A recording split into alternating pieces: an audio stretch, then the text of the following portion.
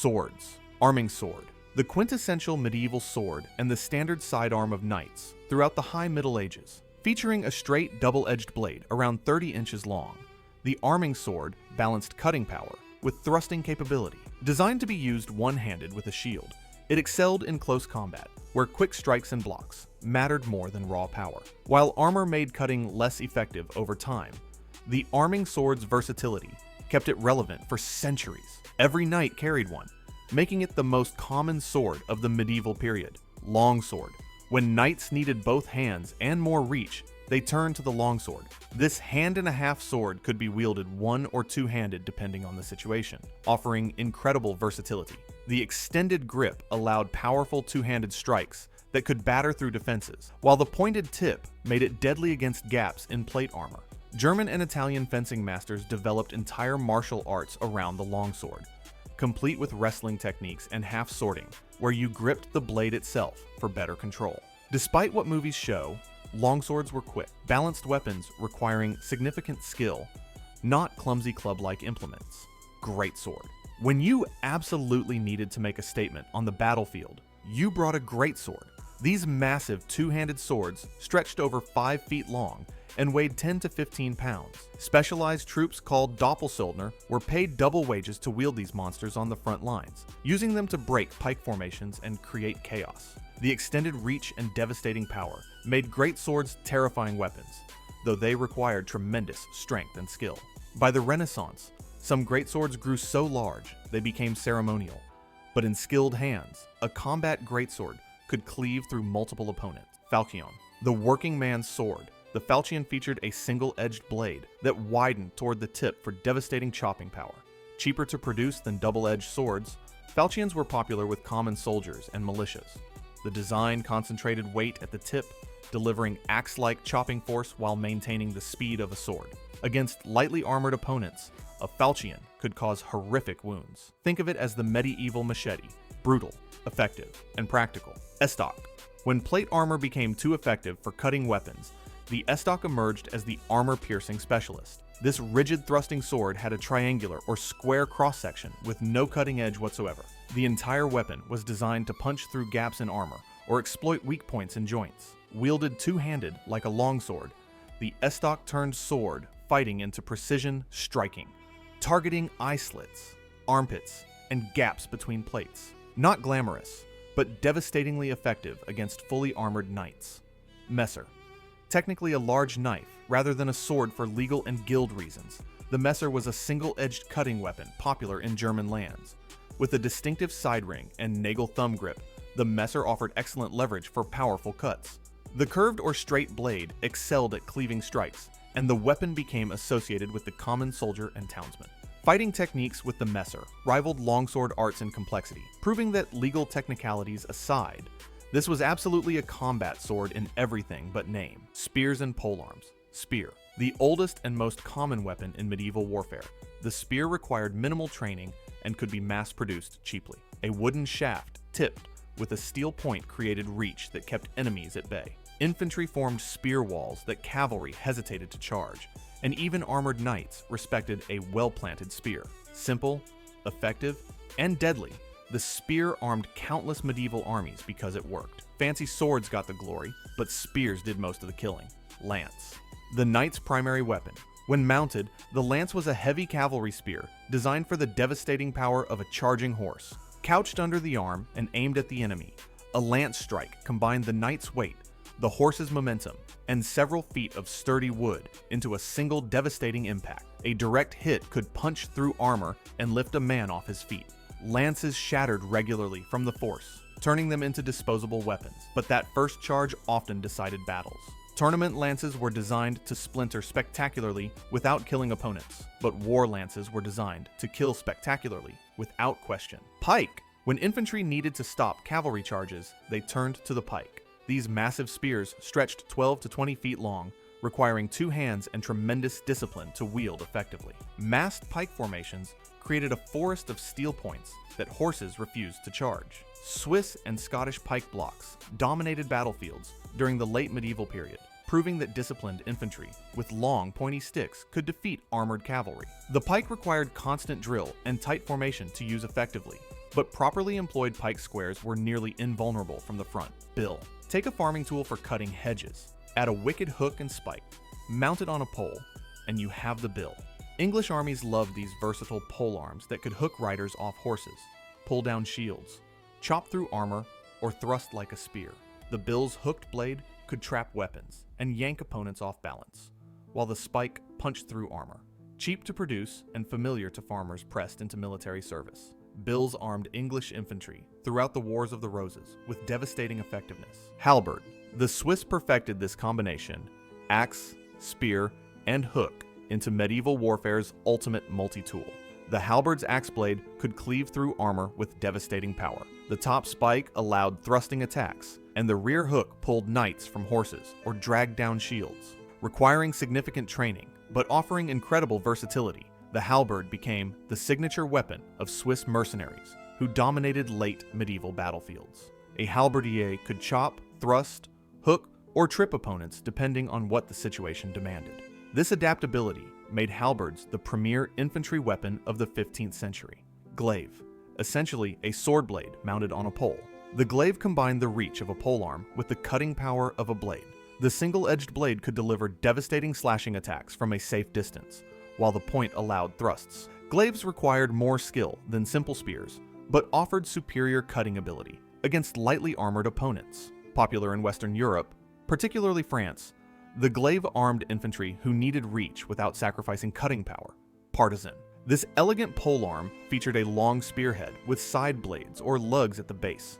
Primarily a thrusting weapon, the partisan's side blades could catch and deflect enemy weapons, while the main point delivered killing thrusts. Often ornately decorated, partisans served as both weapons and symbols of authority for guards and ceremonial troops. The design emphasized control and precision over raw power, making it ideal for dueling and close combat where finesse mattered. Vulge. Similar to a glaive, but with a cleaver-like blade, the vulge emphasized chopping power over thrusting. The heavy blade could hack through shields and lighter armor, while a rear spike allowed thrusting when needed. Popular in France and neighboring regions, the vulge-armed infantry who needed a polearm emphasizing cutting strikes. Think of it as a two-handed machete on a stick, crude but effective for delivering devastating chops. Daggers. Rondel dagger. When armored knights grappled in close combat, the rondel dagger finished the fight. This stiff, narrow-bladed dagger featured circular guards and a rigid blade designed specifically for punching through armor gaps. During grappling, knights would draw their rondel and thrust it through eye slits, underarms, or into other weak points. The weapon represented armor's ultimate paradox. The better your armor, the more likely your death would come from a dagger rather than a sword. Basilard. A long, double-edged dagger, popular throughout medieval Europe. The basilard featured an H-shaped hilt and could serve as both tool and weapon. Common soldiers and civilians carried basilards for self-defense and utility, while knights used them as backup weapons. The long blade could thrust effectively, and the double edge made it dangerous in close combat. Basilards represented the practical side of medieval arms, not glamorous, but reliable, and always there when needed. Misericord. The Mercy Giver was a thin, rigid dagger designed to deliver the final blow to fallen opponents. Its narrow blade could slip between armor plates or through mail rings, finding the heart or throat to end suffering quickly. The name reflected the medieval concept of mercy. Death was better than slowly dying from wounds. Practically, the Misericord ensured expensive armor could be captured intact without excessive damage. Grim work, but medieval warfare valued pragmatism over sentiment. Bollock dagger. Named for its distinctive handle featuring two bulbous projections at the guard, the Bollock dagger was a common civilian self-defense weapon throughout medieval Europe. The unique handle provided excellent grip and prevented the hand from sliding onto the blade during thrusts. Despite the crude name, these daggers were practical, effective, and widely owned by merchants, travelers, and common folk who needed protection. The design proved so successful, it remained popular for centuries. Stiletto. The ultimate armor-piercing dagger, the stiletto featured a thin, rigid blade with a triangular or square cross-section. With no cutting edge whatsoever, the stiletto existed purely to punch through armor or stab through gaps. The narrow blade could slide through mail rings or exploit joints in plate armor with deadly precision. Assassins and close combat specialists favored stilettos for their ability to deliver quick, lethal thrusts. The weapon proved that sometimes the sharpest point mattered more than the longest blade. Axes. Battle axe. Simple, brutal, and effective. The battle axe delivered devastating chopping power in a compact package. Single or double-headed variants could cleave through shields, helmets, and lighter armor with terrifying ease. Vikings and Saxons famously wielded battle axes, but the weapon remained popular throughout the medieval period. The concentrated weight of the axe head delivered maximum force, and unlike swords, axes required less maintenance. Any warrior could swing an axe effectively, making it a democratic weapon that armed both nobles and common soldiers. Dane axe. The Vikings' most fearsome infantry weapon, the Dane axe, featured a massive blade on a long shaft, wielded two-handed. The extended handle generated tremendous leverage, allowing warriors to deliver strikes that could kill horses and cleave through shields in single blows. Anglo-Saxon huscarls adopted the Dane axe, using it with devastating effect at battles like Hastings. The weapon required strength and skill, but offered reach and power that made heavily armored opponents respect even lightly protected axemen. Francisca, the Frankish throwing axe that gave its wielders their name. The Francisca featured a distinctive curved blade designed for tumbling through the air. Frankish warriors hurled these axes before charging into melee, disrupting enemy formations and causing chaos. The tumbling motion made the Francisca unpredictable and difficult to block, and the psychological impact of axes flying toward you was considerable. After throwing, warriors drew swords for close combat, making the Francisca part of a combined arms approach to warfare. Horseman's axe. Cavalry needed weapons they could wield one-handed from horseback, and the horseman's axe provided chopping power without requiring both hands. Shorter than infantry axes, but still deadly, these weapons allowed mounted warriors to deliver powerful strikes while maintaining control of their horses. The concentrated weight made each blow count, and the weapon doubled as a tool for camp work. Eastern European and steppe cavalry particularly favored horsemen's axes for their versatility and effectiveness. Maces and hammers. Mace.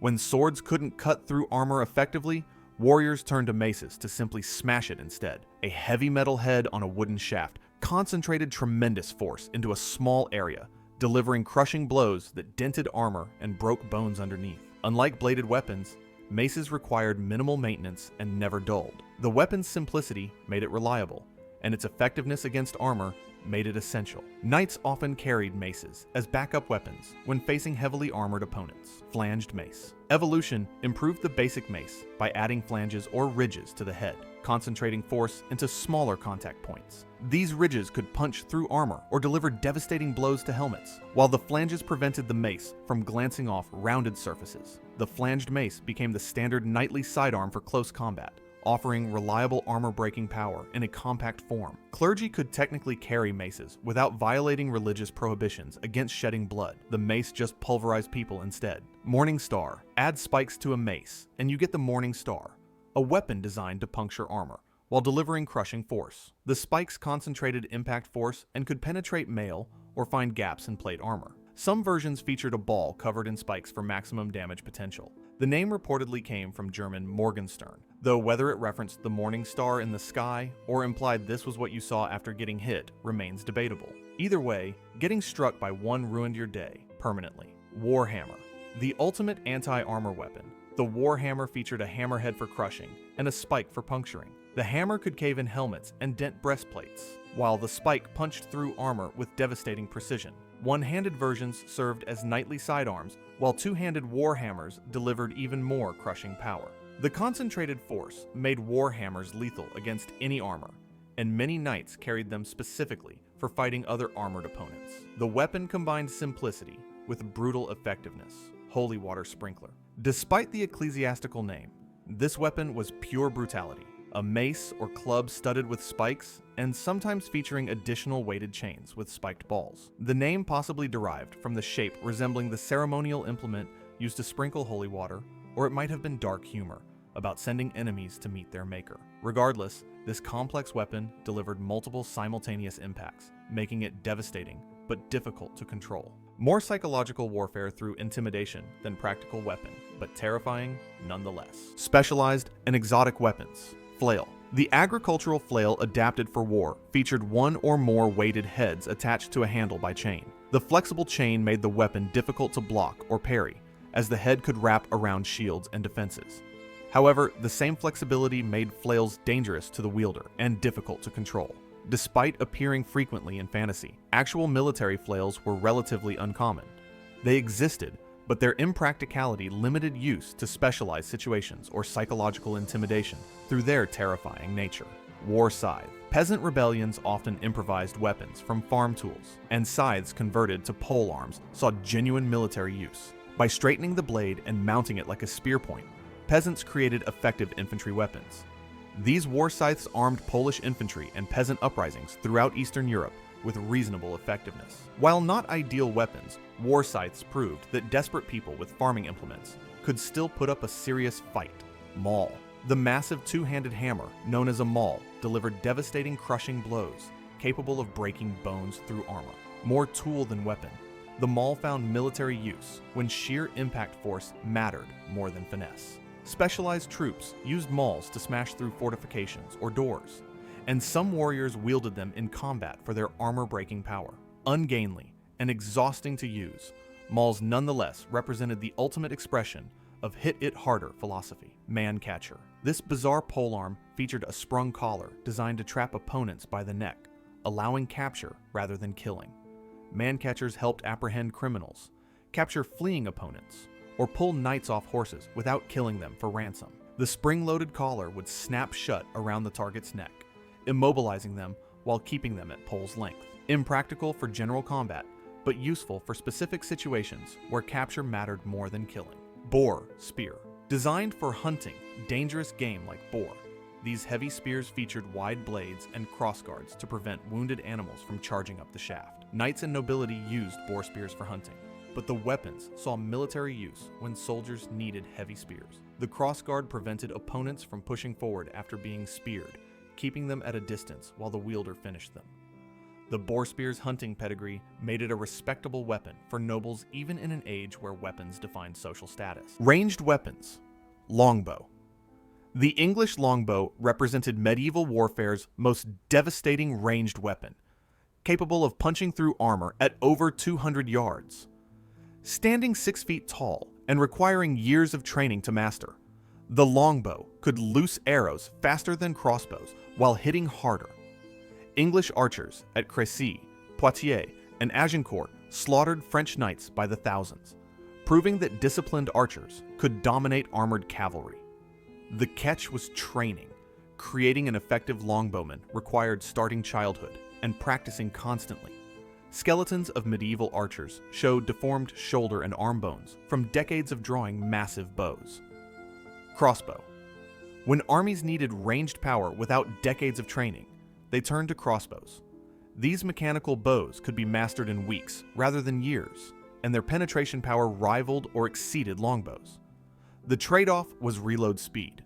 Crossbows took much longer to span than longbows took to knock another arrow. Still, crossbows democratized ranged warfare, allowing common soldiers to kill knights from safe distances. The church tried banning crossbows against Christians as too deadly, which tells you how effective they were. The ban was universally ignored. Arbalest. The heavy crossbow known as an arbalest featured steel prods requiring mechanical spanning devices to draw. The immense power could punch through the best armor at considerable range, making arbalests specialized anti-armor weapons. The extreme draw weight meant even slower reload times, but when each shot could kill a knight through his breastplate, the trade-off seemed reasonable. Siege warfare and defensive positions where reload time mattered less made arbalests particularly valuable. Javelin. Sometimes the simplest weapons remained effective throughout the medieval period. Javelins provided light infantry with harassing fire before close combat, disrupting enemy formations and causing casualties from range. Thrown in volleys, javelins forced opponents to raise shields and break formation. After throwing, warriors drew melee weapons and charged. The javelin never revolutionized warfare, but it remained a practical tool in the medieval arsenal for its simplicity and effectiveness.